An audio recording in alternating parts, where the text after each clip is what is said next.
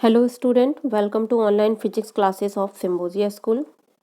Today we are going to start next chapter, chapter 10, mechanical properties of fluids. The topics we cover in this video: laminar flow or streamline flow, viscosity, factors affecting viscosity and equation of continuity. Laminar flow और streamline flow. Laminar flow का मतलब है कि layers में जो liquid की layers होती हैं, अलग अलग लेयर्स होती हैं और एक लेयर दूसरे लेयर के ऊपर इस तरीके से फ्लो जनरेट होते हुए आगे की तरफ बढ़ती हैं। जैसे कि यहाँ पर आपको डायग्राम दिख रहा है, तो इस डायग्राम में लिक्विड की अलग अलग जो है वो लेयर्स शो की गई हैं। लेमिनार फ्लो को स्ट्रीमलाइन फ्लो भी बोलते हैं। और लेमिनार फ्लो में क्या होता है कि हर एक पार्टिकल अपने आगे वाले पार्टिकल के पाथ को फॉलो करते हुए आगे बढ़ता है।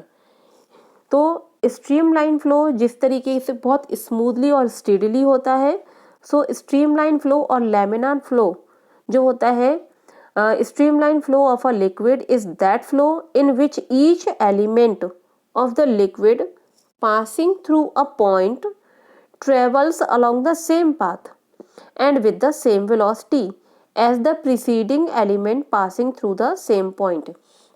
मीन्स स्ट्रीमलाइन फ्लो में और लैमिनार फ्लो में जो कोई भी लिक्विड है, उस लिक्विड को अगर हम सपोज कर लें कि बहुत सारे पार्टिकल से मिलकर बना हुआ है वो लिक्विड, तो आगे वाला लिक्विड का आगे वाला पार्टिकल जो वेलोसिटी और जिस पाथ को फॉलो करते हुए आगे बढ़ता है, सेम वही वेलोसिटी और वही पाथ को फॉलो करते हुए उसके पीछे वाला पार्टिकल भी बढ़ेगा। यानी कि हर एक पार्टिकल एक ही डायरेक्शन में सेम वेलोसिटी से आगे जाएंगे।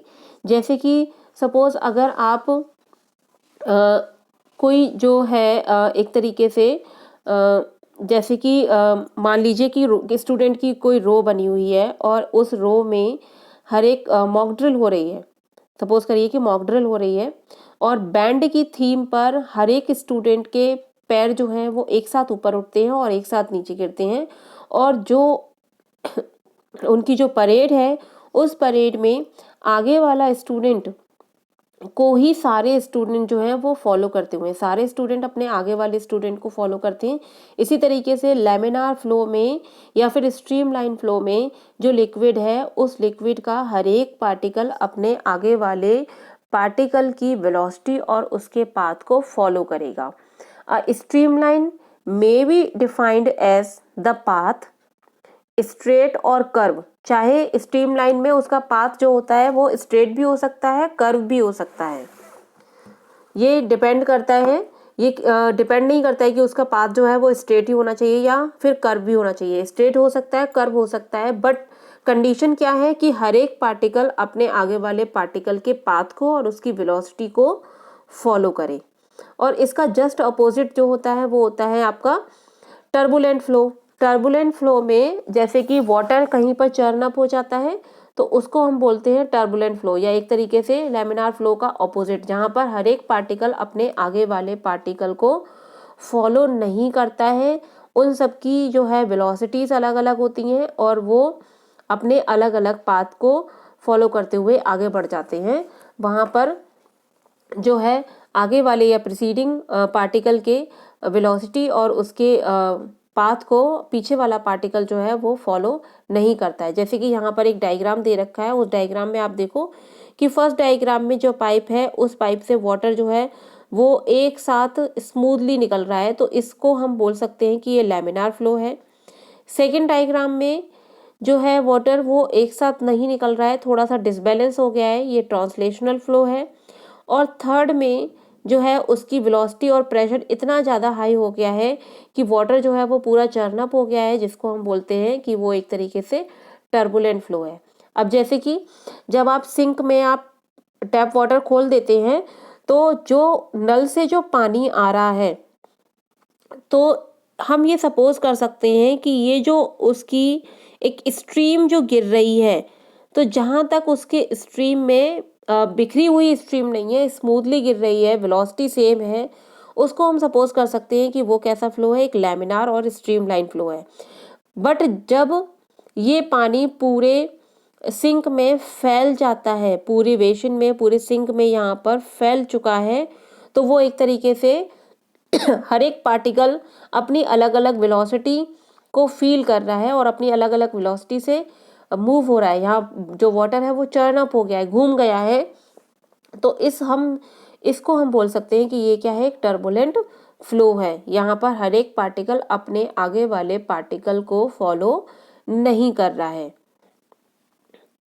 नेक्स्ट इसमें आप देखिए कि ये जो सिगरेट से जो फ्यूम्स निकल रही हैं, तो जहाँ तक ये जो फ्लो है वो फ्लैट हॉरिजॉन्टल जो सरफेस है, जो कि पिक्चर में यहाँ पर दिखाई दे रहा है, और यहाँ पर हर फ्यूम की जो लाइंस हैं वो एक दूसरे के पैरेलल हैं। तो ये वाला जो पोर्शन है उसको हम सपोज कर सकते हैं कि ये जो पोर्शन है ये क्या है, लेमिनार या फिर स्ट्रीमलाइन फ्लो। बट ऊपर जाकर यहाँ पर लेयर्स जो हैं वो एक दूसरे के पैरेलल नहीं रही हैं, फ्यूम्स अलग अलग हो गए हैं, पार्टिकल्स अलग अलग हो गए हैं, हर एक पार्टिकल अपने आगे वाले पार्टिकल को फॉलो नहीं कर रहा है, जो एटमॉस्फेयर में जाकर पूरी तरीके से बिखर गए हैं। तो इस टाइप के फ्लो को हम कह सकते हैं कि ये फ्लो जो है वो टर्बुलेंट फ्लो है। तो बेसिकली आपको ये याद रखना है कि स्ट्रीमलाइन फ्लो या फिर लेमिनार फ्लो में हर एक पार्टिकल की वेलोसिटी सेम रहती है और हर एक पार्टिकल अपने आगे वाले पार्टिकल को फॉलो करता हुआ आगे बढ़ता है। बट टर्बुलेंट फ्लो में हर एक पार्टिकल की वेलोसिटी सेम नहीं रहती और पार्टिकल अपने आगे वाले पार्टिकल की फॉलो नहीं करता है, वो अपना एक अलग रास्ता बना लेता है। Next viscosity. विस्कोसिटी क्या होता है, जिस तरीके से हमने रेजिस्टेंस पढ़ा था कि कोई भी मटेरियल हो, उस मटेरियल के अंदर एक ऐसी प्रॉपर्टी होती है जो उस मटेरियल की एक इनर प्रॉपर्टी है, जिसकी वजह से वो अपने अंदर चार्ज को फ्लो होने से रोकता है, अपोज करता है। इसी तरीके से जो लिक्विड है उसकी डिफरेंट लेयर्स होती हैं, तो उन लेयर्स के बीच में एक इंटरनल रेजिस्टेंस लगता है जो कि उन लेयर्स को फ्लो होने से रोकता है, और इस इंटरनल रेजिस्टेंस को कहते हैं, इस फ्लूइड रेजिस्टेंस को कहते हैं विस्कोसिटी। ठीक है, जैसे कि सपोज आपके पास 1 कप वाटर है और 1 कप हनी है, तो आप दोनों को टेबल टॉप पर डाल दीजिए। वाटर बहुत कम टाइम में एक लॉन्ग डिस्टेंस कवर कर लेगा, बट हनी की स्पीड कम रह जाएगी, वो उतने ही टाइम में बहुत कम डिस्टेंस कवर कर पाएगा। क्यों? क्योंकि हनी जो है वो मोर विस्कस है और वाटर जो है वो लेस विस्कस है। तो हनी के लेयर्स के बीच में जो इंटरनल फोर्स है, इंटरनल रेजिस्टेंस है, वो ज़्यादा है। हनी इतनी जल्दी फ्लो नहीं कर पाता है उसकी विस्कोसिटी की वजह से, उसके इंटरनल रेजिस्टेंस की वजह से, क्योंकि इंटरनल रेजिस्टेंस उसकी वेलोसिटी को क्या करता है, अपोज करता है।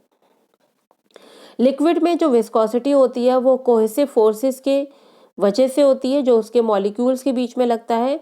बट गैसेस में जो विस्कोसिटी होती है वो मॉलिक्यूल्स के कोलिजन्स के वजह से होती है। सो इस बेसिस पर हम कह सकते हैं that viscosity is the property of liquid or gases by virtue of which an internal resistance or friction comes into play when a liquid is in motion।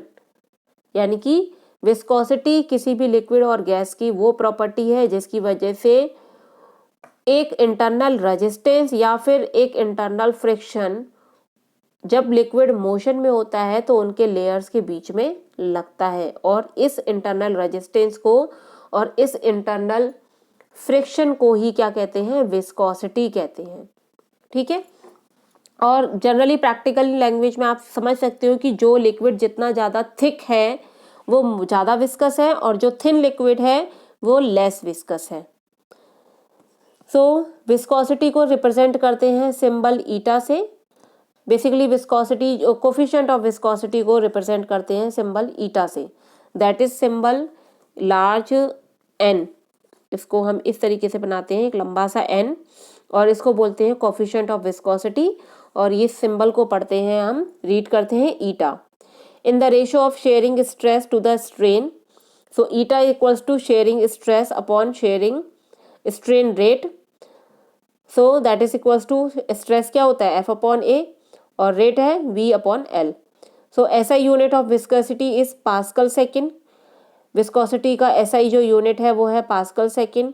A common unit is the poise, poise इसका common unit है और 1 poise equals to 1 pascal second जो होता है वो 10 poised के equal है। 1 pascal second equals to 10 poised.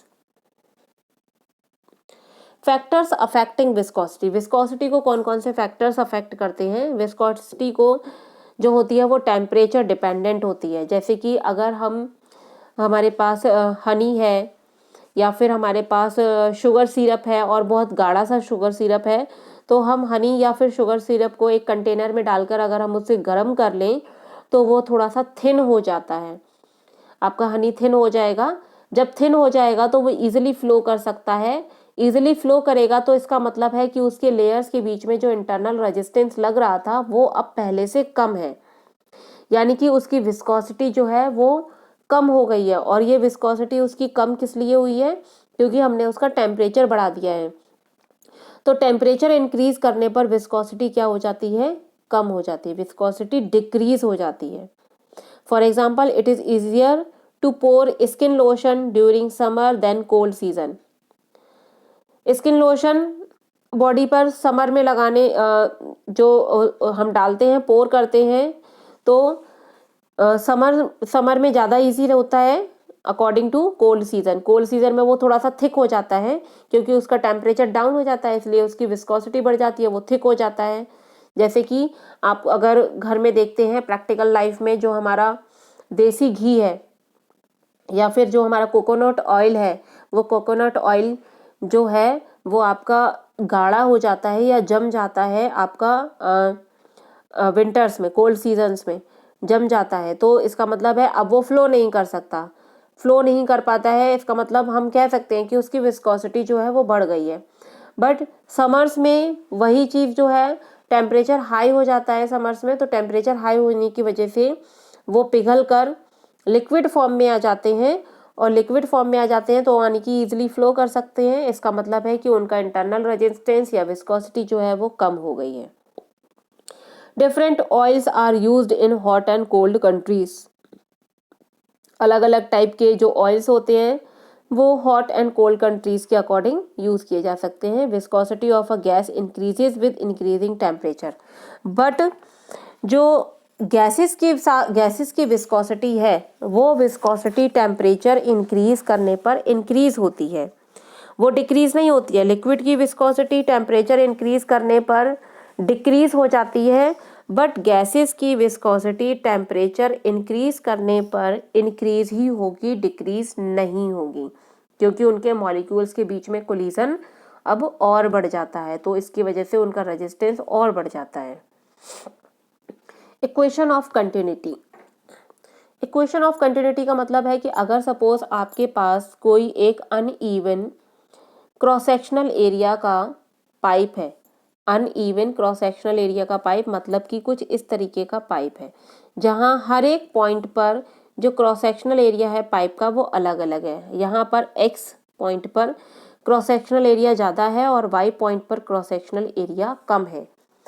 तो 1 सेकंड में जितना अमाउंट किसी भी लिक्विड का एक्स पॉइंट से एंटर करेगा उतना ही लिक्विड अमाउंट का वाई पॉइंट से बाहर निकलेगा। अगर मैं यहाँ पर 1 किलोग्राम पानी को एंटर करा रही हूँ तो यहाँ पर 1 किलोग्राम पानी ही निकलेगा। सो यहाँ पर हम कह सकते हैं कि यहाँ पर हर एक पॉइंट पर area into displacement, that is volume, area into displacement या एरिया इंटू लेंथ क्या हो गया? वॉल्यूम। तो हर पॉइंट पर, पाइप के हर एक पॉइंट पर वाटर का वॉल्यूम या फिर जो भी लिक्विड हम फिल कर रहे हैं उसका वॉल्यूम सेम रहता है। इसी को हम बोलते हैं इक्वेशन ऑफ कंटिन्यूटी। यानी कि अगर मैं ये सपोज करूं कि x पर इसका एरिया है A1 और इसका डिस्प्लेसमेंट है V1, ठीक है, तो यहाँ पर x पॉइंट पर वॉल्यूम y पॉइंट पर वॉल्यूम के इक्वल रहेगा। So when fluids move through a full pipe, the volume of fluids that enters the pipe must equal the volume of fluid that leaves the pipe. यानी कि जितना volume pipe में enter करेगा उतना ही volume pipe से बाहर निकलेगा। Even if the diameter of the pipe change, जबकि पाइप का डायमीटर चेंज हो गया है फिर भी। So this equation says that as the cross section of the pipe gets smaller, the velocity of the fluid increases, and as the cross section get larger, the fluid velocity decreases.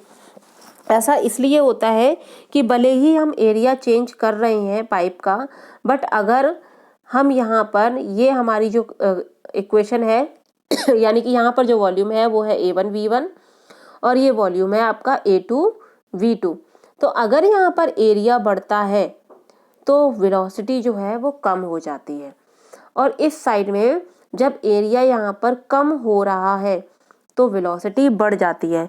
ये चीज़ आपने practically भी देखी होगी कि जो मोटा pipe होता है उससे वाटर की वेलोसिटी काफ़ी कम होती है, वो बहुत धीरे धीरे जो वेलोसिटी है वो कम है, वो लार्ज डिस्प्लेसमेंट 1 सेकेंड में कवर नहीं कर पा रहा है, उसकी जो स्ट्रीम होती है वो स्ट्रीम बहुत कम यहाँ से ही इस तरीके से निकलेगी। बट अगर एक पतला पाइप है तो उसमें पानी जो है वो हायर वेलोसिटी के साथ निकलता है और वो पर्टिकुलर उतने ही टाइम में एक लार्ज डिस्प्लेसमेंट कवर करता है।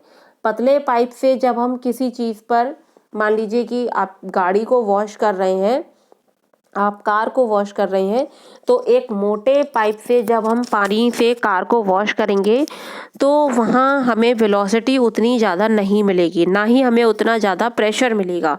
बट अगर हम एक पतले पाइप से गाड़ी को वॉश करें तो हमें वहाँ पर वेलोसिटी वाटर की ज़्यादा मिल जाती है, यानी कि वाटर दूर तक जा सकता है और वहाँ पर वाटर का प्रेशर अच्छा मिल जाता है। तो हमारा वॉल्यूम जो है, जितना वॉल्यूम एंटर करता है 1 सेकेंड में उतना ही वॉल्यूम बाहर निकलता है। बट हम चाहे हमारा क्रॉस सेक्शनल एरिया कुछ भी क्यों ना हो, ये डिपेंड करता है कि अगर हमारा क्रॉस सेक्शनल एरिया बढ़ जाता है तो वेलोसिटी कम हो जाती है, और क्रॉस सेक्शनल एरिया कम होता है तो वेलोसिटी जो है वो बढ़ जाती है। इसलिए ज़्यादातर जो कार वॉशर होते हैं वो जेट लगाकर या नोजल लगाकर कार को या गाड़ी को वॉश करते हैं ताकि जो पानी है उसकी वेलोसिटी इंक्रीज़ हो जाए, और वेलोसिटी इंक्रीज़ हो जाती है तो प्रेशर भी इंक्रीज़ हो जाता है, तो डस्ट पार्टिकल जो है वो आसानी से रिमूव हो जाते हैं और पानी जो है बहुत छोटी छोटी जगहों पर प्रेशर के साथ गिरता है, जिससे कि पूरे के पूरे डस्ट पार्टिकल जो है वो रिमूव हो जाते हैं और अच्छे से गाड़ी की सफाई हो जाती है। लेकिन वही काम आप अगर मोटे पाइप से करें तो वहाँ पर उतने ही अच्छे से जो है वो रिस्पॉन्स नहीं मिलता है। सो इक्वेशन ऑफ कंटिन्यूटी के अकॉर्डिंग अगर यहाँ पर आपका एरिया लार्ज है तो यहाँ वेलोसिटी जो है वो कम हो जाएगी, और यहाँ पर अगर एरिया कम है तो वेलोसिटी जो है वो बढ़ जाएगी, बट वॉल्यूम दोनों एंड पर सेम रहेगा। A1V1 equals to A2V2। Next, तो ये हमारी थी equation of continuity, A1V1 equals to A2V2। और प्रिंसिपल ऑफ कंटिन्यूटी जो है वो है कि हर पॉइंट पर जो है हमारी वॉल्यूम जो है जो लिक्विड है आपने यानी कि किसी अनइवन क्रॉस सेक्शनल एरिया के पाइप में जो भी आप लिक्विड फिल करते हैं तो पर सेकंड पे जो आपका वाटर या लिक्विड एंटर करेगा सेम अमाउंट ही 1 सेकंड पर लीव करेगा उस पाइप से। सो that is called principle of continuity, and equation of continuity is A1V1 equals to A2V2. Thank you.